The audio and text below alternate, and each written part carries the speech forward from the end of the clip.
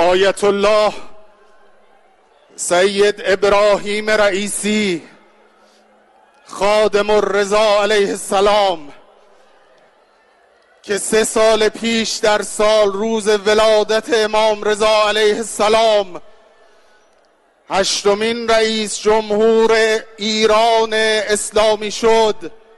इन्ना लिल्लाहि व इन्ना इलैहि राजिऊन।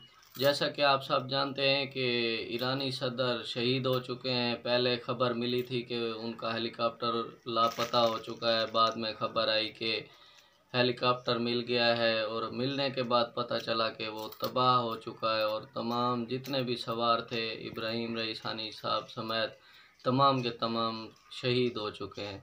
तो इसका बाकायदा ऐलान हो चुका है मौला रज़ा के रोज़े पे भी कि वो शहीद हो चुके हैं। तो आपको वीडियो क्लिप दिखाते हैं जहां उनका जस्ते खाकी लेके जा रहे हैं। तमाम इस्लामी ममालिक के साथ साथ ख़ास तौर पे जो शिया कौम है वो गम में डूबी हुई है, क्योंकि हमारा बहुत बड़ा नुकसान हो चुका है। فمنهم من قضى نحبه ومنهم من ينتظر وما بدلوا تبديلا. صدق الله العلی العظیم.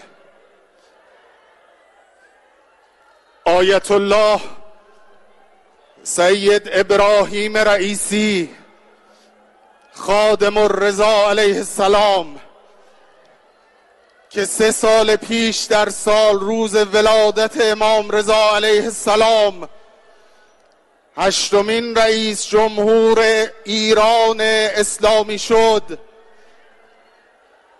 در شب ولادت امام رضا علیه السلام به شهادت رسید.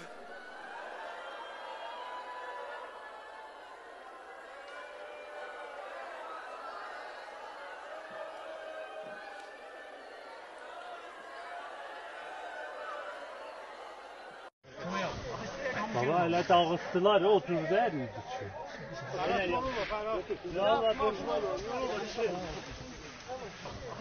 Baba öyle dağıttılar, oturdu her yedi.